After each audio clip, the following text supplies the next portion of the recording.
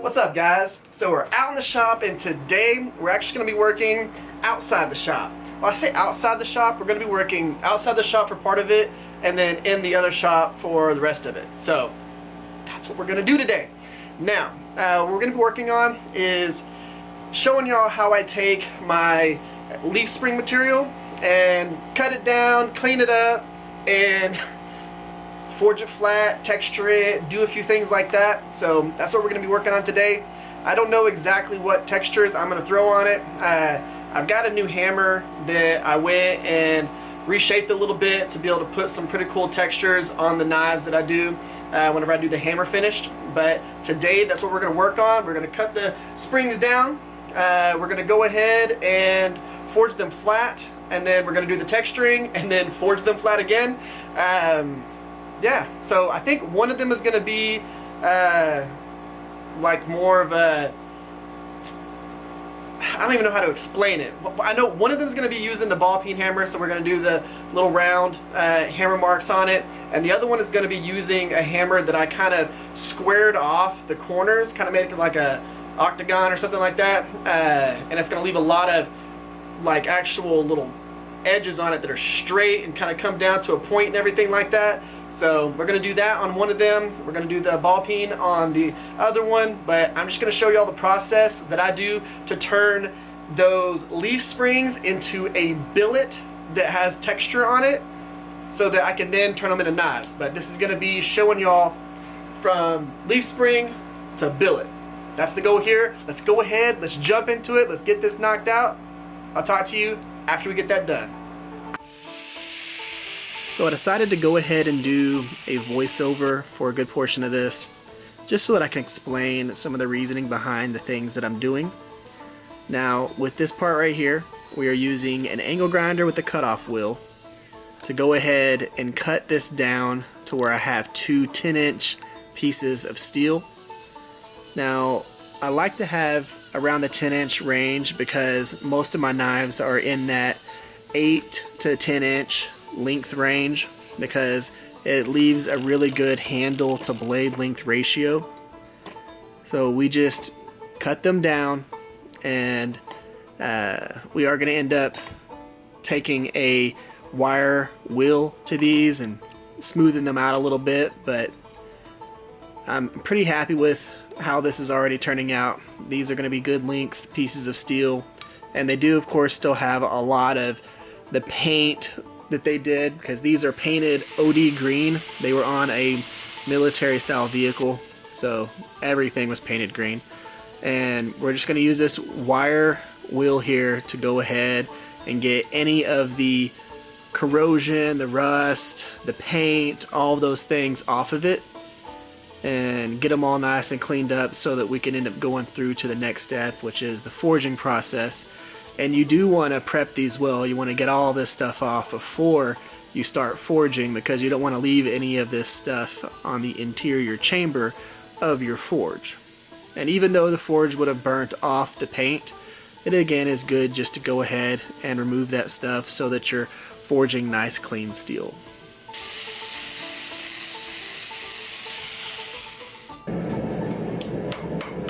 Now, whenever you're watching me do this, you're going to think that the steel is cooler than it is when you actually see the color start changing.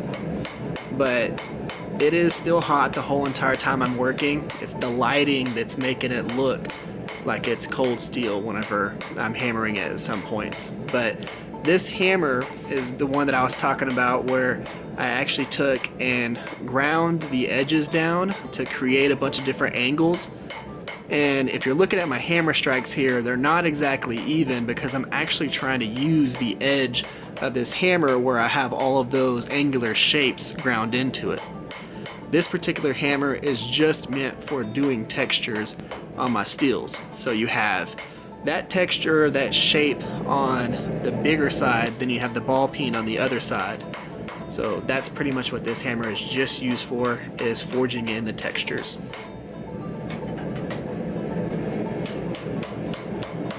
So we did the first side. Now we're going to go back onto the other side, the back side of it, and go ahead and start doing the same thing with it. And you're going to see that this is going to start getting bowed either direction as you're doing this. All you're going to do is focus on getting the texture, and we'll end up forging it flat with the rounding hammer after we get the texture where we want it. And you are focusing on making sure you're hammering where the ricasso is going to be, where the top of the blade is going to be, where you want those textures to show after you do your bevels. But the focus here is just getting the texture how you want it.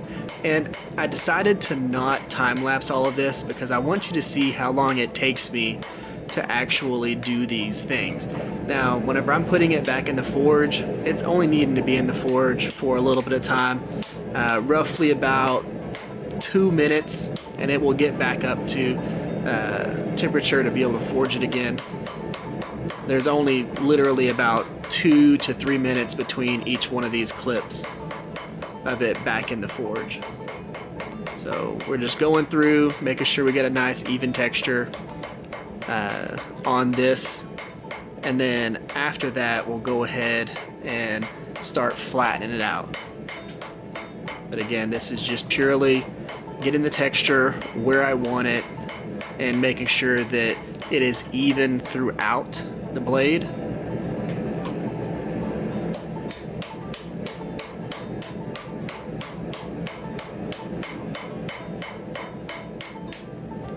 And I could have easily just flattened these, made it real smooth, and then used them as regular blanks, but I like having the textures. It's just something that I think looks really cool after you get your bevels done and you have that texture going into it. But now it's just time to make sure that we get them nice and flat. And I just worked out some of it right there.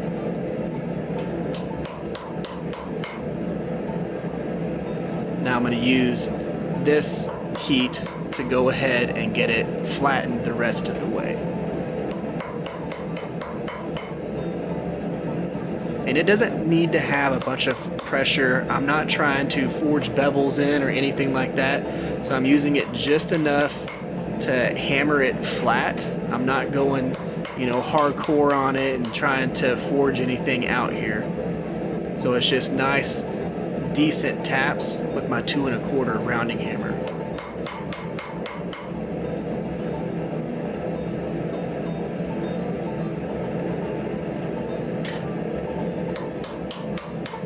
Once I'm comfortable with it, we go ahead and leave it right there.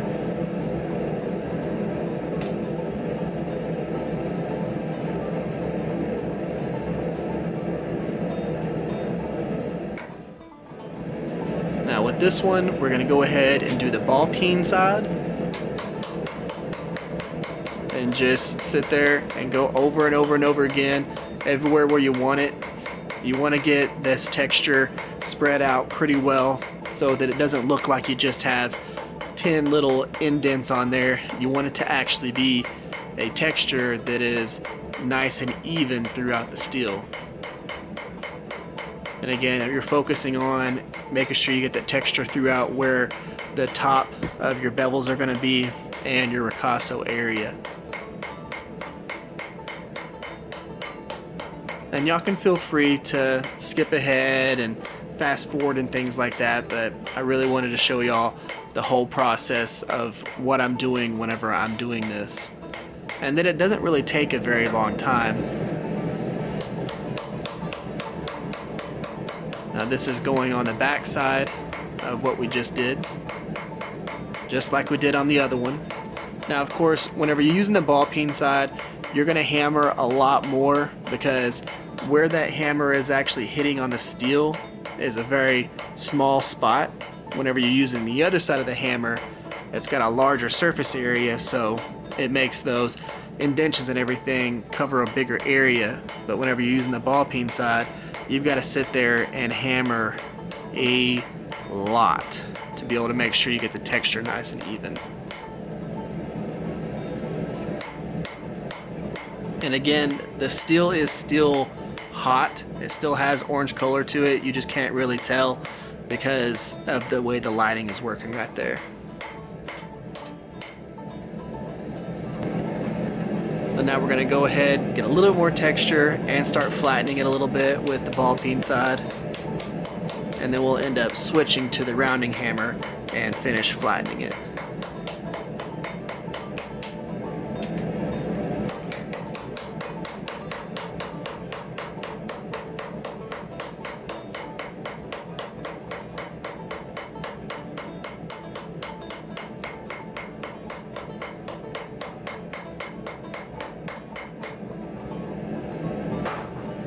Now it's time for the rounding hammer using the flat side of it. We'll get it nice and straight.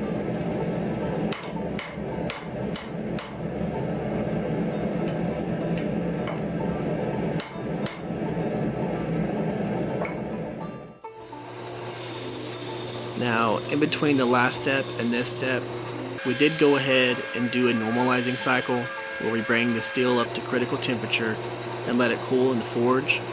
That relieves some of the stress from the forging process. And then what we'll end up doing is another normalizing cycle after we get the steel cut out to the shape that we want and do the bevels, and we're about to do the heat treat process. We'll do another normalizing cycle just to relieve any of the other stress that we would have on this steel from the forging process. And it just makes sure that you're not going to have any cracks or extra warps that end up happening. Now, for this step right here, we're going to go ahead and we're going to use a medium Scotch-Brite belt just to go ahead and clean up the steel, get some of the forge scale off, and really start showing what the texture is going to look like and the end result. So I do like using that top wheel.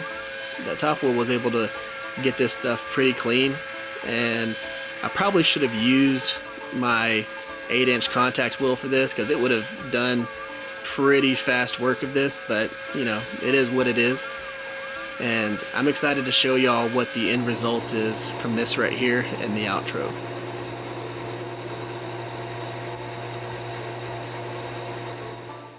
Alright guys, so here are our two billets right here. So I'll give y'all up close of the texture. So this one has that ball peen texture on it. It's pretty cool. Now you'll notice that I don't really texture this section. So this section's where the handle is going to be. There's not a real need to go through and texture all of this because it's going to be covered up with scales. So you don't really need to do that. All the area that's going to be like actually shown when it comes to the texturing is actually just going to be, let's turn it this way, is going to be just this area right here. So I didn't really need to hammer that much down here, but I did need to make sure that we textured the ricasso area and then the whole top, because this is going to be the area where the bevels come up to, and you'll still be able to see all of that stuff. So that's what we did there. So nice, flat, real smooth. Well, I say smooth. I would say it's textured smooth. Yeah, we'll go with that. So it is really flat, nice and straight. You gotta like that. So textured and flattened. And then on our other one, these came out pretty cool too. So this has all of those hammer marks as you go around and see that. Now this side will show up a little bit better whenever we actually do the bevels and all that, but this had a lot of pitting in it, which I'm actually really cool with. I like that it already had some of that texture, and then we're going to add in, of course, those hammer marks and all that, but you can see them as you go up through here, all the hammer marks, and then all on this. Now this side was a lot smoother than this side. This had pitting from, you know, just being on the vehicle for the as long as it was. So we do have some of that, but we still have that texturing throughout there. And then on the ricasso area, and again, that one's nice and flat as well. And I think these are going to turn out awesome. Just some good 5160 basically bar stock. Because I mean, whenever you look at like stuff like this right here, I mean, we just took leaf springs and turned it into a billet so that we can do stock removal. And then we just added texture to it. Now I could have went and just flattened these and made it real easy, but I like doing the texture on them because I think that looks really cool whenever you go through and do the bevels on it and you have those nice striations and texture and all that stuff on there. So that's what we did there. Cool thing about this is that leaf spring material, I'll be able to make probably 20, maybe 25 knives out of it whenever I'm all done with it, and it didn't cost me anything. Those were given to me by one of my friends. So all of the steel from this, the only thing that it cost me is time and effort. So pretty cool way to be able to make knives without having the big overhead cost of having to order the steel. And I know this is 5160, I did my research, so it's a known steel, and I've had really good success with this. We made the hunter knife out of this, we made that big recurve chopper that I did out of this, we made that EDC knife out of this. We've done a lot of things with it. I know the edge retention is awesome, so I'm gonna keep using it. But that's how you turn that leaf spring into something like this to be able to make a knife with later. So hopefully this helped y'all out. If it did, give this video a thumbs up, share this video with one of my other videos that I've done in the past. And guys, if you haven't yet, bottom corner, hit that subscribe button so you get notified for whenever we actually take stuff like this and turn it into knives. So guys, that's the end of this one. Y'all have an amazing day. Stay safe out there. I'll catch y'all next time.